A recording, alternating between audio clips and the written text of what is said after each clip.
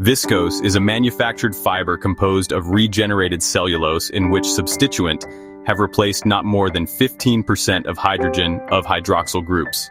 It is now manufactured abundantly as its raw material is cellulose and is available in large quantities in timber and vegetable matter. It is not synthetic, rather it is regeneration of cellulose. Its properties are more similar to cotton and flax rather than polyester and nylon. Viscose rayon has silk-like aesthetic and good feel. The name viscose was derived from the word viscous, which means liquid state of spinning solution. The manufacturing of viscose fiber begins with soft wood trees which are used. Wood is chipped into pieces about 0.9 x 0.5 x 0.25. Chips are treated with calcium bisulfite for 8-12 hours.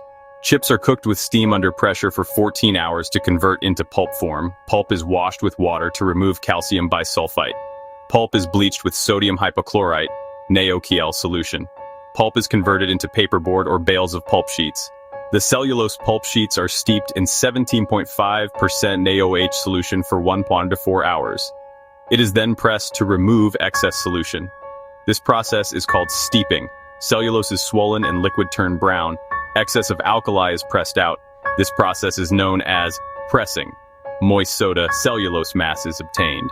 Moist soda cellulose is allowed to diffuse through membranes to obtain pure caustic soda, as recovery of caustic soda is important for economic purpose. Used caustic soda is concentrated and mixed with fresh caustic soda to reuse it. The shredding machine consists of drum inside which high-speed revolving blades with serrated edges are installed, in which moist soda sheets are shredded and converted into fine crumbs.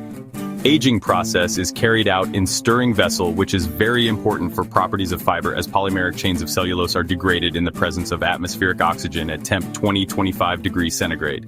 Xanthation process then is carried out in stainless steel airtight rotating drum. It can rotate at about 2 RPM. Soda cellulose crumbs contain about 30% cellulose, as 10% CS2 solution is added to soda cellulose crumbs. Soda cellulose and CS2 are churned together to form deep orange gelatinous mass of sodium cellulose xanthate. Xanthation is completed after 3 hours. After completion of xanthation, sodium cellulose xanthate is discharged.